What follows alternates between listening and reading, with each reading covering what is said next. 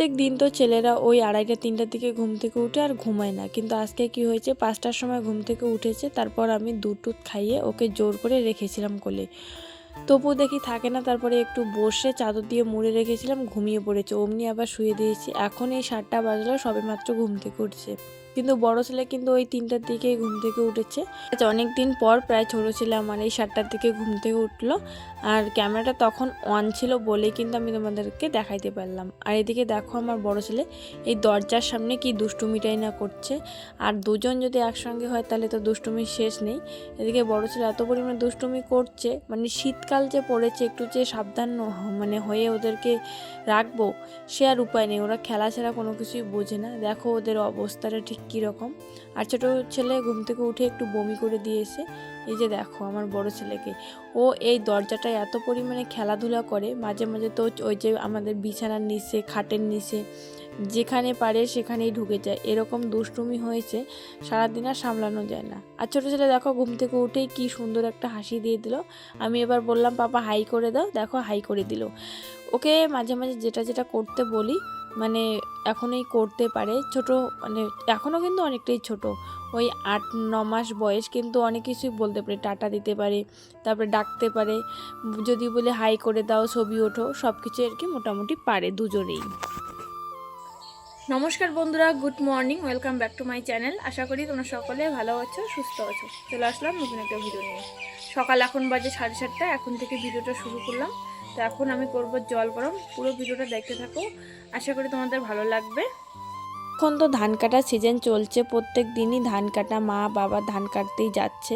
বাড়িতে শাক সবজি, অনেক কাজের ব্যস্ততা। জানি না আমি তোমাদের সঙ্গে কতটুকু ভিডিও শেয়ার করতে পারবো, তবে যেটুকুই পারবো সেটুকুই শেয়ার করব। হয়তো বা ভিডিওটা কেমন হবে সে বিষয়ে আমিও কোনো কিছু জানি না। তো সকাল সকাল জল গরমে দিলাম, কারণ ওই 10টার দিকে জল আবার মানে ঠান্ডা হয়ে যাবে। ফ্লাক্সের বেশি একটা ঠান্ডা জল আমি ঢুকিয়ে রাখি না, ফ্লাক্সটা যেহেতু নষ্ট হয়ে গেছে।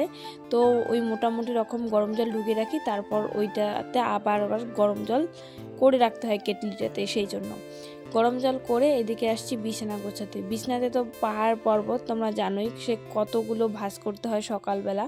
যখন রাত্রিবেলা নেই তখন তো আমাকে ঠান্ডা লাগে, কিন্তু সকাল উঠে আর এত ভাঁজ করতে ইচ্ছা করে না। এক গাদা ভাঁজ করতে কমপক্ষে আমার হাফ ঘন্টা লেগে যায়। ভিডিওতে হয়তো তোমরা অনেকটাই স্পিডে দেখছো, কিন্তু আমার হাত আর এত স্পিডে চলে না। এই টাওয়াল থেকে কাঁথা, ব্ল্যাঙ্কেট, চাদর, কোল বালিশ, বালিশ, কমপক্ষে কতগুলো জিনিস। এদিকে সবগুলো জিনিস ভাঁজ করে নিলাম, জানলাটাও খুলে দিলাম। আর আজকে মোটামুটি কিন্তু শীত পড়েছে, কুয়াশা পড়েছে, কিন্তু বেলা যেহেতু এখন অনেকটাই হয়েছে তাই চাদরটা রেখে দিলাম। কিন্তু আমার না অনেকটাই আর কি শীত, আমি শীত কাতুরে লোক। আমাকে মোটামুটি ওই 8টা-9টা অবধি শীত লাগে, কিন্তু কাজের জোরে থাকলে আবার শীতটা কম লাগে।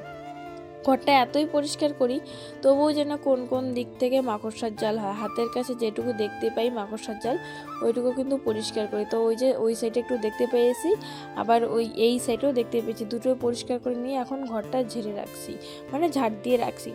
এই ঘর কিন্তু আমার বোন সকালবেলা একবার ঝাড় দিয়েছে, আমি ঝাড় দিলাম। এই অবস্থা, দুইজনে যা শুরু করেছে আমরা আর কোনো কাজ করতে পারছি না। ওই যে শোকেসের আয়না, একজন খাট, পড়ে যাবা, কি অবস্থা দেখো। এই যে প্যান্টে আবার হিসু করে দিয়েছে, মুজো রুজো সব শেষ। হাসি, ছোট বাবা তাই দাও তো। এই যে দেখো আমার বিছানা ঠিকঠাক থাকে কি হবে, তাই দাও, বসো বসো। ওদের দুষ্টুমি দেখে তো আমার আর দিন কাটবে না। ওদেরকে খাইয়ে দাইয়ে একটু শুয়ে দিয়েছি। এইদিকে মা ধান কাটতে গেল, বাড়িতে এখন আমার কাজবাজ করতে হবে বলতে আর কি। ওই যে সকালবেলা জামা কাপড়গুলো ধোয়া হয়নি, এখন ওই 10:30 মতন বাজে। এখন যদি ধুয়ে না দিই তাহলে আবার রোদ পড়ে যাবে। 4টার দিকেই সন্ধ্যা লেগে যায়, মানে সন্ধ্যা বলতে কি বিকেল, সূর্য ডুবে যায়, 5টার দিকে সন্ধ্যা লেগে যায়, তখন আর এগুলো শুকিয়ে যায় না। আর প্রত্যেক দিনে অনেকগুলো করে ফুল প্যান্ট, ফুল জামা লাগে, যেহেতু শীতকাল।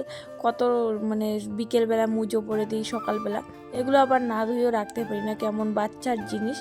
তো যাই হোক, আজকে এগুলো তাড়াতাড়ি করে ধুয়ে দিয়ে বা মানে দিব, তারপরে এক জায়গায় যাব। আমার ছেলের অ্যালার্জি না কি রোগ হয়েছে সেটা বলতে পারি না, আসলে মুখের মধ্যে এমন একটা অবস্থা হয়েছে, যেই দেখে সেই পুরো ভয় পেয়ে যাচ্ছে। তো তো ভাবছি আজকে ডক্টর দেখাতে যাব, তার জন্য কিন্তু একটু তাড়াহুড়ো তো আছেই। এর আগে আমি একবার ডক্টর দেখিয়েছি, তখন বলেছে অ্যালার্জির ওষুধ খেয়েছে, কমেছে, কিন্তু এখন মানে মাঝখানে আর ওষুধ ছিল না, ওষুধটা বন্ধ হয়ে গেছে। এখন এত পরিমাণে বেশি হয়েছে তা মানে মুখের দিকে তাকানো যাচ্ছে না, তাই আজকে ঠিক করেই নিয়েছে আজকে ডক্টর দেখাতে যাব।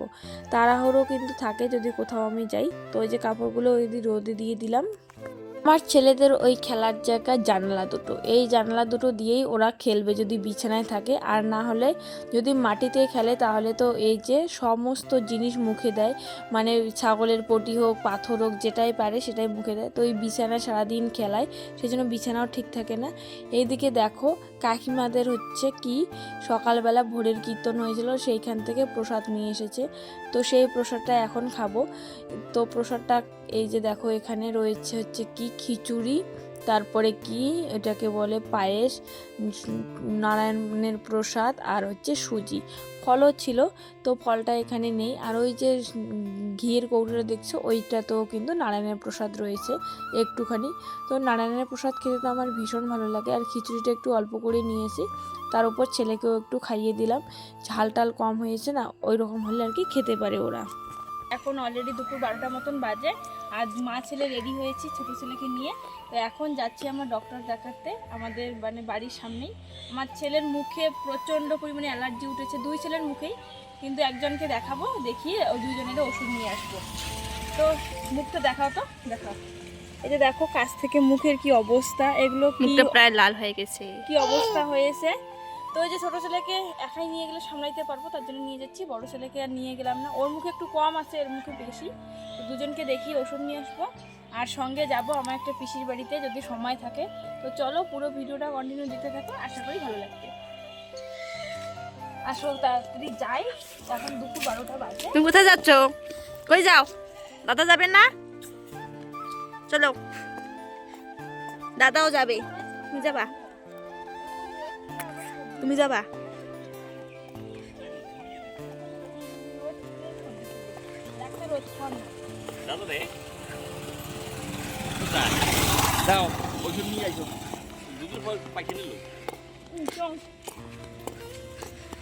বেরিয়ে পড়েছি, আর পিছনে রয়েছে আমার ছেলে, বড় ছেলে, দেখা তো মাঝখান দিয়ে।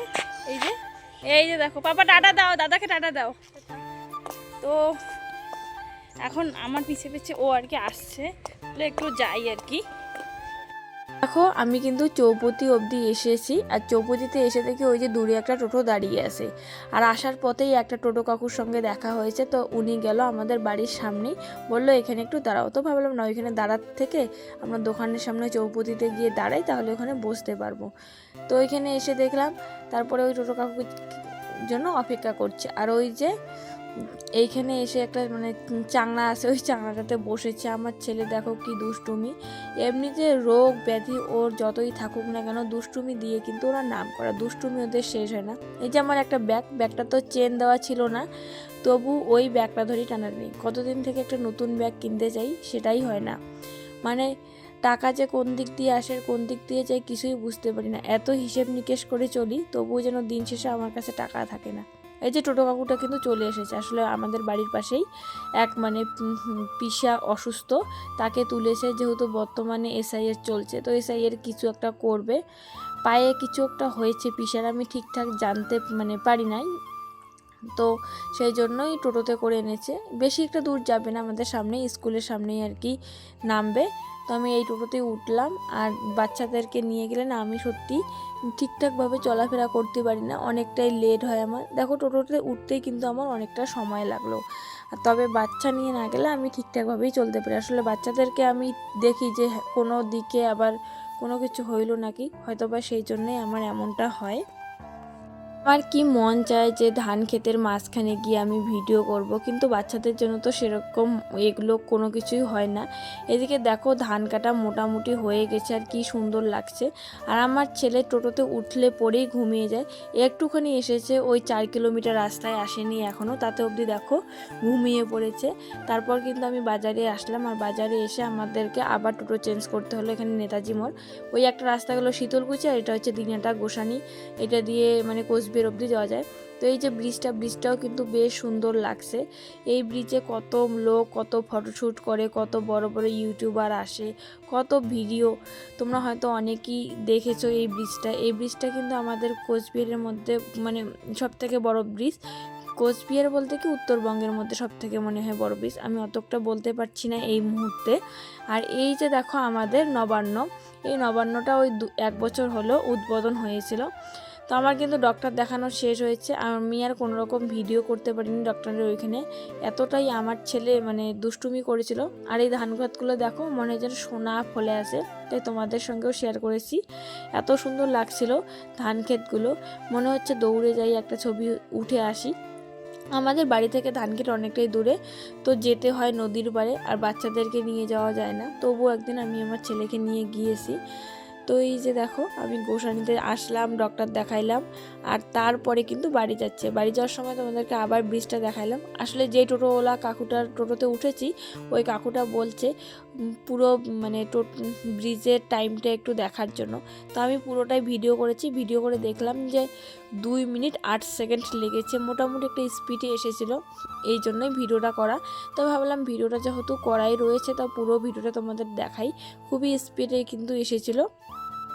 12টার সময় ছোটো ছেলেকে নিয়ে গিয়েছে, আস্তে আস্তে ওই 3টা সাড়ে 3টা মতন বেজেছে, তবুও কিন্তু ছেলে ওইখানে কিচ্ছু খায়নি। দুধ নিয়ে গিয়েছিলাম, দুধ কিন্তু বানিয়েও খাওয়াইনি, আর ও খেতেও চায়নি। আর বাড়িতে এসে দেখো বড় ছেলেকে এখানে টিপ পরানো হচ্ছে, আসলে ও যাবে একটু ঘুরু করতে, আর টিপ পরানো খুবই একটা রিস্কের কাজ আমার ছেলেদের পক্ষে, তাই ওদের মুখে দুধ থাকুক না থাকুক দুধের বোতলটা দিতে হয়। এদিকে বোন নিয়ে যাবে, এই যে 2 বোনই রেডি। তো আজকের ভিডিও এই পর্যন্ত।